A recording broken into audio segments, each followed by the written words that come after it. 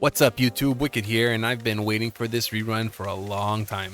Eula's banner is finally back, and not only is it here, but her banner is completely stacked with great rate up characters and support characters, meaning this is a great banner to be spending your primo gems on, and I must say I'm totally excited to play her. I missed her on my first time around and have regretted it ever since. In my opinion, she's one of the most aesthetically well done characters in the game, and I absolutely love everything about her kit. She's a ridiculously hard hitter, she uses one of the best elements in the game, and her animations are absolutely amazing. We will go over her entire kit, how to build her, and how to make the most of this amazing character so even an F2P can hit absolutely astronomical numbers easily. There's also quite a bit to cover, so let's just get right into it. Eula is a cryo claymore user with a basic but extremely pleasant 5-hit animation. Unlike recent characters who focus entirely on infusions, Eula focuses more around physical damage. Now while this doesn't help to trigger or amplify damage through elemental reactions, her numbers more than make up for it. Her elemental skill, Ice Tide Vortex, has a few effects. You can swiftly press it to slash and deal cryo damage. Doing this grants Eula a stack of Grimheart if it hits an opponent that can stack up to 2 times. These stacks can only be gained once every 0.3 seconds. Now that doesn't matter seeing as her cooldown is longer than that, but it does mean that it won't double proc if there are more than one enemy. Grimheart stacks grant Eula resistance to interruption as well as increase her defense by 30 per stack. Now while this isn't entirely useful in of itself, it does lend itself to the hold portion of her skill. You will be able to tell how many stacks you have by the glow on Eula's mantle. 1 stack will cause her mantle to glow, and 2 stacks will glow brighter as well as show a snow falling effect. Now if you hold the elemental skill button, Eula will consume all stacks of Grimheart, not only dealing AoE cryo damage to opponents in front of her, but also shreds enemy physical and cryo resistance, scaling up to a maximum of 25% by talent level 10, meaning crowning this talent does not increase the shred beyond that point, which is great for free-to-play players. The decrease in resistance only lasts for 7 seconds, meaning you will have a couple of seconds of downtime in between uses, but thankfully not that many as her elemental skill is relatively short at 10 seconds on the hold. Her burst, Glacial Illumination, causes Eula to swing her claymore dealing cryo damage to nearby enemies, and creating a Lightfall sword that follows Eula around for 7 seconds. While the Lightfall sword is present, Eula's resistance to interruption is increased. Additionally, her normal attack, elemental skill, and elemental burst charge the Lightfall sword up to a maximum of 30 stacks, after which, when the duration has expired, will explode dealing damage proportional to the amount of stacks the Lightfall sword has accumulated. Now the multipliers are massive on this burst, and I mean massive. At talent level 8, her burst has about 400% skill modifier, as well as over 125% additional modifier per stack, meaning you can easily hit 3000% with enough stacks. This makes it ridiculously easy to hit for hundreds of thousands of damage, regardless if you're a free-to-play or a pay-to-win player. So just make sure you get those stacks up, as that's crucial to dealing as much damage as possible. Now using this burst, you won't be able to take Eula off the field, meaning if you swap Eula out with another character while the burst is in effect, the Lightfall sword will explode immediately, causing damage using the current amount of charge accumulated. So while it can be useful and not wasted if you absolutely need to swap out to heal or something, it's best to make sure to not swap her out and keep her out on the field until the timer is up. Her first Ascension talent, Rolling Rhyme, grants the holding mode of her elemental skill an additional attack if 2 stacks of Grimheart are consumed.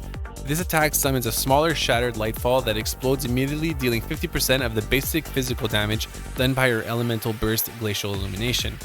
This extra attack is also considered elemental burst damage, meaning this does stack with things such as the Emblem of Severed Fate set and the appropriate burst damage increase with weapons, which we will go over a little later.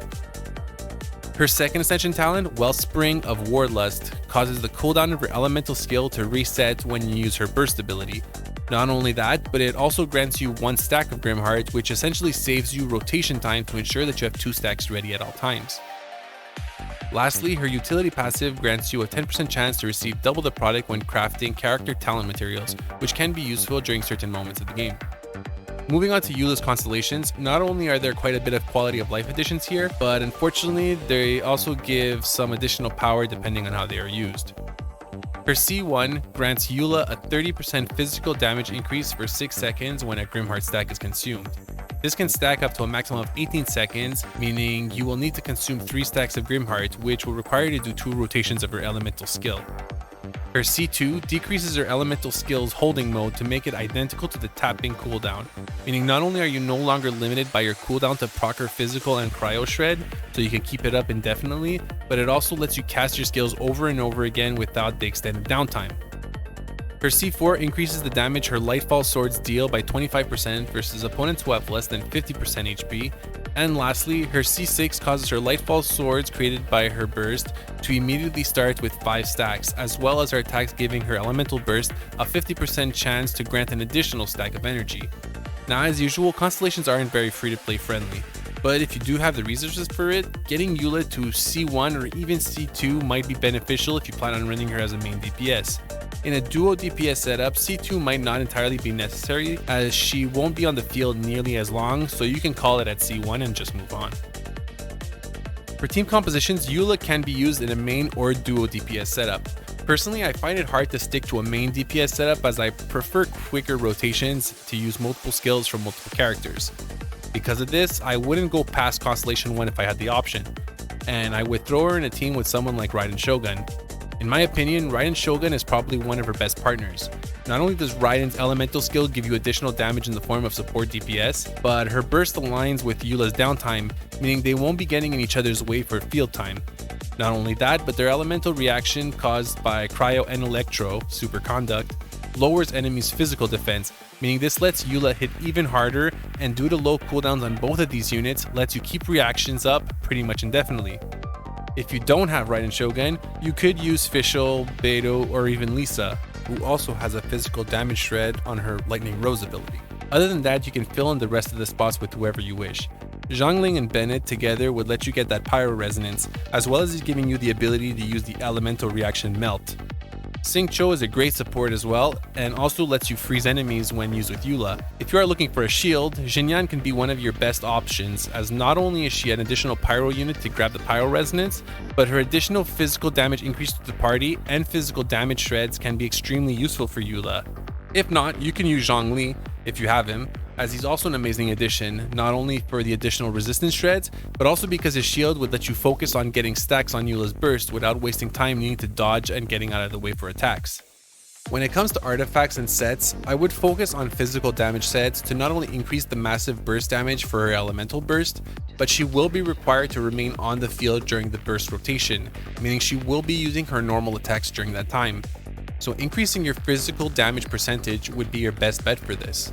Because of this, an attack sands, physical damage goblet, and a crit damage circlet are her absolute best options. You could opt for an attack goblet, and while that won't affect her damage too greatly, it will take away from her strongest points, which is what I believe you should be focusing on. For sets, you do have a few options depending on how you play her. For C0 and free-to-play players, her best option is 2-piece Pale Flame and 2-piece Bloodstained Chivalry. This will give you a total increase of 50% physical damage without any conditions. I would recommend this over a 4-piece Pale Flame set for one major reason. While the 4-piece set is great, as not only does it give you a 50% physical damage increase at max stacks, but also an 18% attack buff, which is better than the options I provided earlier, though there is a fairly big issue with this at C0. You will unfortunately have 3 seconds of downtime after using your holding mode elemental skill because the stacks only last for 7 seconds, where your holding mode cooldown lasts for 10 seconds. So this means that depending on when you use your elemental skill, there will be moments where for 3 seconds you will only have 25% physical damage increase, and you will lose your attack increase from the foresaid effect. Now 3 seconds isn't that bad, and thankfully Eula's burst does reset her elemental skill, so that does alleviate some of the issues that this causes. But it is something to remember because if you fail to refresh the stacks in any way, you will have lost a large portion of your set effects damage bonuses. Because of this, for simple ease of use and making it easy to gear her, I would simply focus on having 2 pieces of each set, guaranteeing you the 50% physical and moving on with your day. Though if you do want the added challenge for some extra benefit, 4-piece Pale Flame set is most likely the way to go.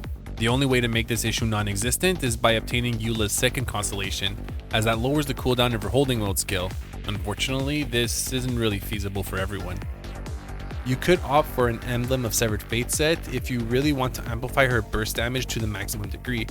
Not only does this increase the burst itself, but it also increases the lightfall swords caused by her first Ascension ability.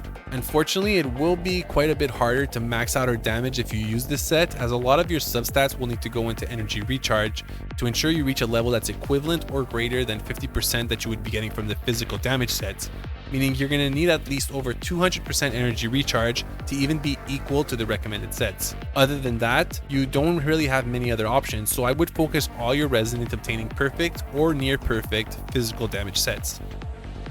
When it comes to weapons, you thankfully have quite a few more options at your disposal. For 5 stars, your best option is Song of Broken Pines. This weapon provides tons of attack, more physical damage, as well as an attack speed increase which helps you get more stacks quickly for Eula's burst. Now thankfully this weapon is coming around this rotation on the weapon banner, but like usual I do not recommend spending your primo gems on the weapon banner unless you're okay with losing your primo gems. Alternatively, Wolf's Gravestone is a really great option if you have it, as it provides tons of attack and can be used as a support weapon, as it does increase the party's attack for 12 seconds when you hit an enemy who is below 30% HP, which, considering how hard her attacks hit, won't be too long before you can get this to proc. Now, if we move on to more accessible and fun to discuss options, there are so many weapons that you could use here, it's hard to recommend one exactly. Personally, if you're a Battle Pass user, Serpent Spine would be my weapon of choice here. Not only does it grant you crit rate main stat, which really helps to hit the required numbers that you need for effective crits, your damage increases the longer Eula's out on the field, which really fits well with her kit, as she will at least need to stay on the field for some time due to the way her kit works. What's great about it is that it's a direct damage multiplier, which, as opposed to attack increases, this can really bump up your damage significantly if you can manage to get all your stacks. Blackcliff Slasher is another amazing weapon that can be obtained using your saved up Starglinner. This gives you a crit damage main stat, which, if you have enough crit rate elsewhere, can grant you ridiculous amounts of increased damage, as well as providing you with attack buffs if you manage to down some enemies in the meantime. If you're looking to just increase her burst damage, a Cool Marrow or the luxurious Sea Lord weapon do provide really great increases in damage for this scenario, though if you don't have these, they won't be obtainable in the near future anyways.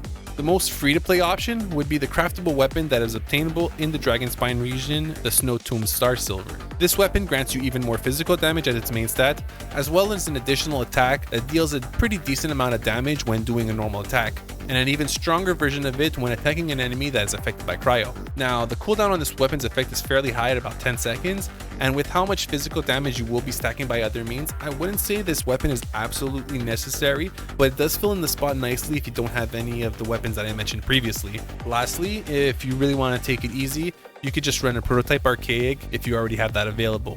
Though at that point, it would probably be better to just start working towards the Snow Tomb Star Silver. Personally, I think I'm going to run it on the Serpent Spine as I do have the Battle Pass, but if I didn't, chances are I would probably run her on a Blackcliff Slasher for the crazy crit damage increase, as getting high crit damage is easiest when using a weapon that gives you the stat as well. In conclusion, Eula is an amazing character that I would not recommend skipping on. Not only does she hit ridiculous numbers, but she is a rare breed of physical damage dealers, which can be useful if you're looking for that sort of thing. She is thankfully very easy to build due to not absolutely needing 4 pieces for one set, and she's an extremely free-to-play friendly character because you can hit that whale damage even as a free-to-play user. Now, we do have Arataki Ito coming soon, as well as the newly revealed characters like Shenhe and Yunjin, but Eula is here now, and personally, I wouldn't skip on this if you're looking for a massive powerhouse. Let me know in the comments down below if you're pulling for her, or if you're going for Albedo instead, or if you're simply saving for someone like Ito or Shenhe. Personally, I don't want Albedo, and I'm not that big of a fan of Ito. The next character I'm going for is probably going to be Shenhe, and I'm also waiting for Ganyu to come around. So this is pretty much an easy decision for me, as I always wanted Eula regardless. I hope you enjoyed the video, and we'll see you all on the next one.